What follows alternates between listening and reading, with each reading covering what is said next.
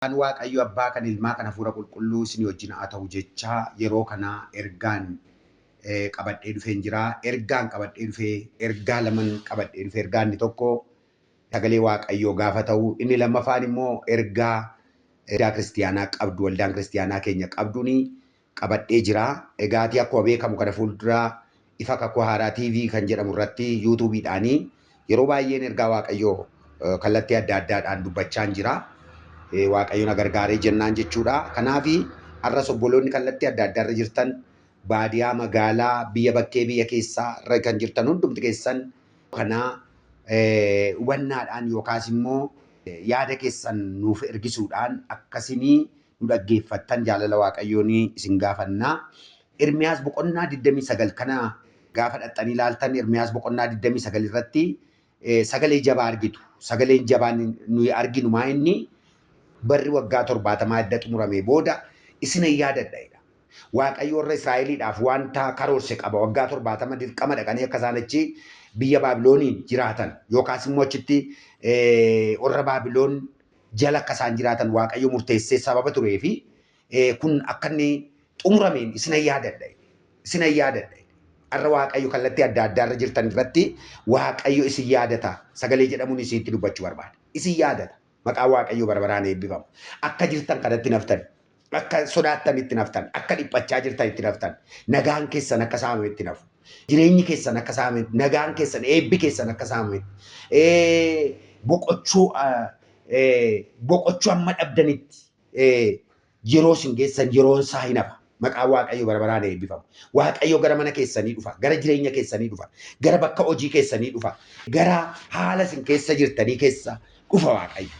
Tarii kallattii adda addaarra dhiphina adda addaa keessa jiraachuu dandeessu. Lola adda addaa keessa jiraachuu dandeessu. Akka warra Israa'el waggaa 70 qabamanii, dararamanii, mirga dhabanii, dhiphinaan jiraatanii akka sanatti namoonni jirtan jiraachuu dandeessu. Garuu har'aa kaasee Waaqayyo jecha tokko jedha. Isin yaadadha.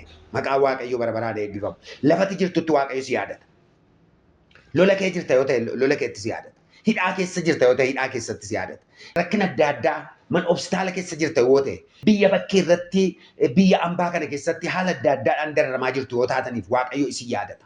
Kana duwwaa miti taayitaarra warri jirtan dhiphina keessa namoonni jirtan illee jiraattan Waaqayyo isin yaadata. Maqaan Waaqayyoo barbaraan eebbifamu. Dhibee adda addaa keessatti qabamtanii lola adda addaatti qabamtanii jireenyi keessan qisaasa'ee rakkina guddaa keessa kan jirtan yoo jiraattan har'a sa'aatii ergaan kun darbuu kaasee Waaqayyo tokko lama si yaadachuu jalqaba.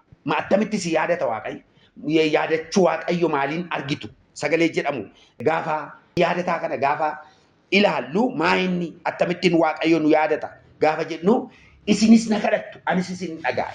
Maqaan Waaqayyo barbaraan eebbifamu. Isinis na kadhattu anis immoo isin dhaga'a. Gaafasi Waaqayyoon kadhatta Waaqayyo isin jalaalcha. Sagalee Waaqayyo irraati Haannaan na fudhatta ilaaltan Haannaan yeroo dheeraa kadhattedha sagalee Waaqayyo. Yeroo dheeraa kadhatte. Ati garuu har'a yeroo dheeraa miti. Yeroo dheeraa in kadhatta Waaqayyo kallattiidhaan si dhaga'a. Bakka jirtu irra dhaabattee kadhatta. Karaarra deemaa yoo kadhatta ta'e illee Waaqayyo si dhaga'a. Hojii keessa jirta yoo waajjira adda addaa keessa jirtan illee yoo ta'e in kadhatta Waaqayyo si dhaga'a. Maqaan Waaqayyo barbaraan eebbifamu. Si dhaga'a Waaqayyo. Inni gara biraan nagaa keessa deebisa. Nagaa fudhatee gara mana keetii dhufa Waaqayyo. Nagaa fudhatee gara mana keetii. Kanaan barta. Waaqayyo si yaadachuu isaa kan ittiin hubattu. Isa tokkoffaan si dhaga'a. Isa lammaffaan nagaa keessa deebisa. Nagaa mana keetii deebisa. Nagaa gaa'ela keetii deebisa. Nagaa hojii keetii deebisa. Nagaa deemsa keetii deebisa. Nagaa mul'ata keetii deebisa. Nagaa kee deebisa Waaqayyo. Inni sadaffaaf inni dhumaadhaa boojuudhaan gara kee dhufa Waaqayyo. Gaafa si yaadatu. Boojuudhaan gara mana keetii dhufa. Boojuudhaan gara gaa'ela keetii dhufa. Boojuudhaan gara mul'ata keetii dhufa. Hojjettee hojiin kee hin badu sirkaa. Ituu hojjettee hojiin sirkaa hin badu. Ituu deemti sirkaa hin badu. Ituu mul'ataan ituu jiraachaa jirtu mul'ati kee sirkaa hin badu. Adeemsi sirkaa hin badu. Sirkaan dhaamu jireenya. Ol keessa si jilaan rukutamu jireenya. Waaqayyo maal godhaa? Boojuudhaan gara jireenya keetii dhufa. Boojuu addaa. Maqaan Waaqayyo barbaraan eebbifamu. Boojuu addaatiin si argata. Kana akkasiin dhaggeeffattan barbaadeetiin Waaqayyo si yaadataan ergaa kun isa jalqabaa. Maqaan Waaqayyo barbaraan eebbifamu. Kanatti aansuudhaan waan hin dubbachuu barbaadu maa inni ergaan koo inni lammaffaadha. Waldaan ifa kakuu haaraa addunyaalessaadha. Naannaa Finfinnee keessatti edda hundoofteetii waggaa 7 fixxee 8ffaa lakkaa'achaa jirti.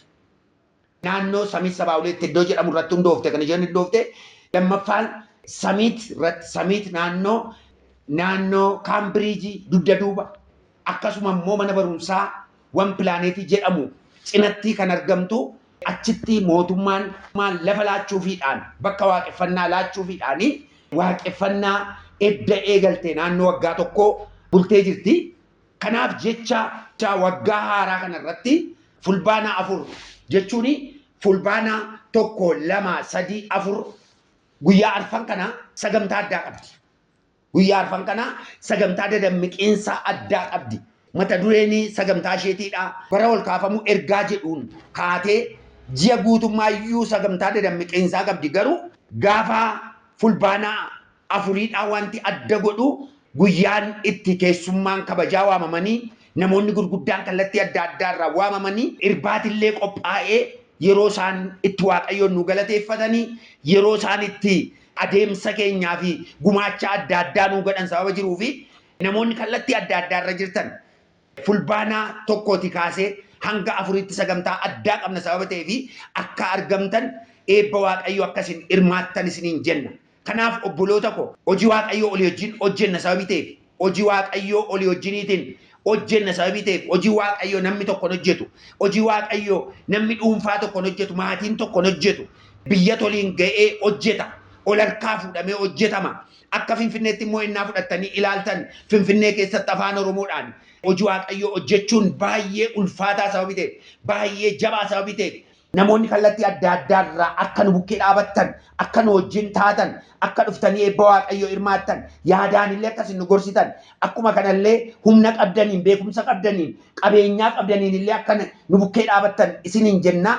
Kana fulbaana 1 kaasee hanga 4tti sagantaa keenya jiru irratti dhuftanii akka hirmaannaa addaa gootan isiniin jenna irra deddeebinee isinitti himna. Waaqayyo baraaf jireenya keessan eebbisu waldaan ifa kakuu haaraadha sagantaa kana qopheessite namoota hundumaa afeeraa jirti. Kanaaf kottaa eebba waaqayyo hirmaadhaa isiniin jenna. Waaqayyo baraaf jireenya keessan eebbisu nagaan naa turaa. Shaaloom shaaloom.